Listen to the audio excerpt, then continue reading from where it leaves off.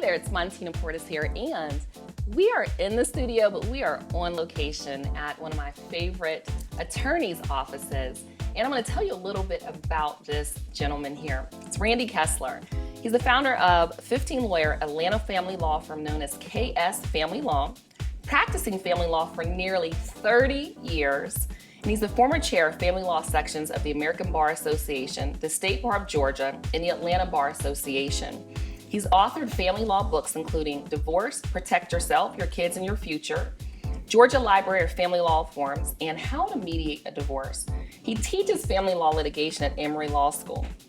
He's everywhere in the media, including quotes in the New York Times, Wall Street Journal, USA Today, People Magazine, Newsweek, and Sports Illustrated. He's a LinkedIn influencer with over 200,000 followers and frequently serves as a guest commentator for CNN, HLN, NBC Today Show, ESPN, and FoxBusiness.com, and many others. So he's represented Atlanta Housewives cast members and big names that we might know: Joe Johnson, Mario Chalmers, Josh Smith from the NBA, Neo, Christina Milian, and handled cases against Michael Jordan, Evander Holyfield, Usher Raymond, Ludacris, and Dream. Man, I tell you what, it's exciting to not just call him a friend, but to be here in his office right here in Atlanta, Georgia. Mr. Randy Kessler, welcome to the show. So good to be here, and so good to be with you. You've been amazing, and I'm flattered that you want to interview me. So thank you. And that was quite an introduction. So that was quite an introduction, and I really like to do that with our guests because we're a high integrity show. We don't let everyone on, so we're glad to have you with all of your influence. But I wanted to talk to you. Why did you decide to practice law nearly 30 years ago? You know, I don't have a story like I was arrested wrongly and wanted to make it right. I don't have one of those stories. You know, my parents did get divorced when I was about 18, but really, when I was 3 years old, I'll never forget, my grandfather told me, he was a cab driver, he worked the night shift at the Miami airport, and he said, "You're going to be a lawyer. Not a shyster, but you're going to be a lawyer, a good lawyer." And maybe that's it. Maybe that was subconscious, but I like people. You know, most lawyers that litigate are, people, because we are arguing, talking, conversating, mediating, negotiating. And when I got out of undergrad, I knew that's what I wanted to do. I wanted to be helping people, and this is the best field that I could think of to help people. I can't stand the sight of blood. Me neither. Being a doctor was, I admire doctors more than anything, and if I could do it, and if I had the smarts and the ability to tolerate pain and see pain, that would have been my first choice. But the next way to help people that I could think of was being a lawyer.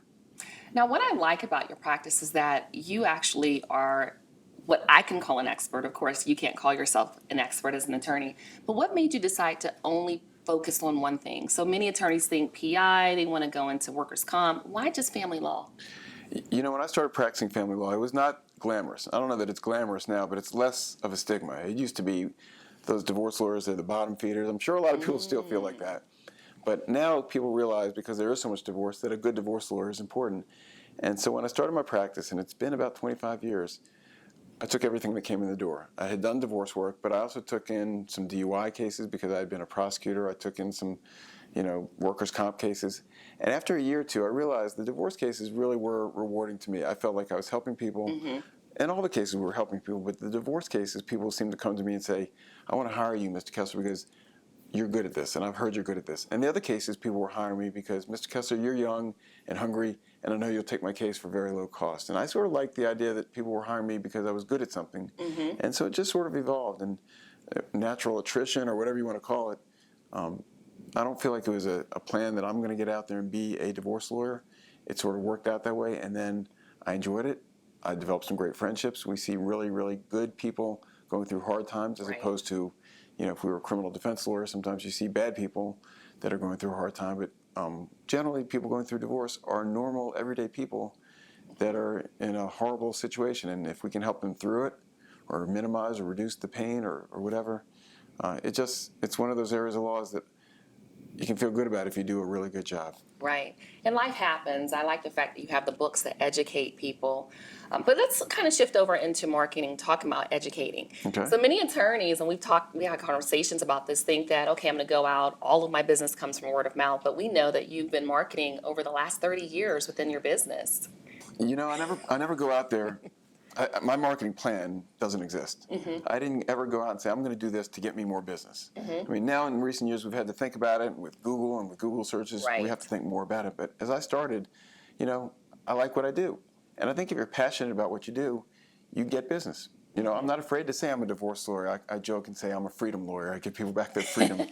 But You undo, I do. that's it. I like that too. Can I trademark? No, it? I saw that on a billboard. All right. But I enjoy it. And what I learned is that by speaking and lecturing and presenting to groups of lawyers, psychologists, accountants, NFL agents, whoever it is, I've got to really be prepared to answer their tough questions. So it makes me a better lawyer. And it has turned out that that's been a good, I guess, marketing effort to be known as the expert or known as the industry leader or whatever it is. Because when you present on something, you better know what you're talking about. Right. And so that's made me a better lawyer too. And I really don't know which of my marketing avenues works the best. I know I keep my eyes open, I keep my ears open, and I never say no when somebody says, I want to talk to you about how to generate more business. We don't hire publicists.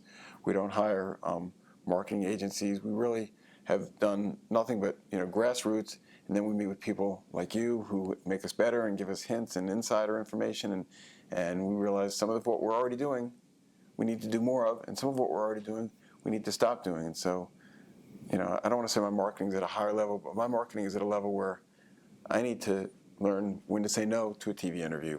And that's where I think everybody wants to get to. You want to get to a place where you're getting called and you need to be able to say, that's not really a family law issue. It doesn't really play to my market. I'm not going to go talk about the, resurgence in Afghanistan just because I happen to be a lawyer and can talk about legal stuff. So it's an evolving process. So what would you say to a lawyer that's just starting out with their practice when they feel like, okay, I might need to hire someone for marketing? What should they do? I'd say knowledge is power. Meet with people, find somebody, find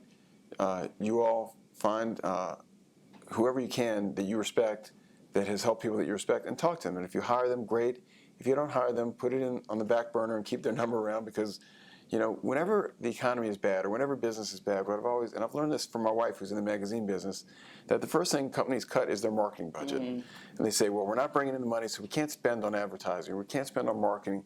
Well, that's when you really need to invest in bringing in more business, and I've learned that. So I just want to be a filter or a sieve or a cauldron of information, and let me put it all inside my head, and something will rise to the top, and I'll say, that's a good idea, let's do that. And you never know what's going to work, but the things that work, you do over and over. When people come in and say, I liked your video online, okay, I need to do more of those. Do more. Well, I'm going to wrap it up here with Randy. His time is very valuable, and more importantly, he's just a great person to talk to. You could sit and talk to him for hours. He's always looking for ways to help individuals. So you heard him. If you have an opportunity where he can speak to your group, he'd love to do that. And he also has a book available. Everything's right there on your screen. So Randy, I'm going to actually end with this. We see all the accolades on the wall. You're just probably one of the most humble individuals I've ever met in my life. But what makes the great great? Well, I'm not great. And maybe what makes great people great, if I ever can be great, is not thinking they're great. When you say you're successful, then you're not trying to achieve success. So, I've got a long way to go, and I'm still hungry. That's great. We've been in business, I can't believe it's been 25 years, and I feel like I'm just getting started. I feel like a solo practitioner, and I'm hungry, and I'm energetic, and I want to get out there, and I don't know what makes the great great. I'd love to sit and interview Michael Jordan and the great Magic Johnson, but when you think about, I'll answer it this way, when you think about the greatest in their profession, Michael Jordan, Magic Johnson, Barack Obama, whoever it is that's reached the pinnacle of their career, think about what your mental image of that person, and I almost can guarantee you it's of them smiling. Yeah. So like what you do, enjoy what you do, and you will be better at it. Like the book, do what you love and the money will follow. So if you can find your passion, great. And if you can't find your passion, find some passion for what you do, because it will make you enjoy it more. And I think it makes you rise to the top. Who likes a sourpuss at anything? Right? We don't. Right. So here you have it, Mr. Randy Kessler in the studio. And again, we're on location. And you've just been fabulous. Thank you for joining us today. Thank you so much. Appreciate you so much. Thank you. If you'd like to be a guest in the studio, all of our information is right here below. And we'd love to have you.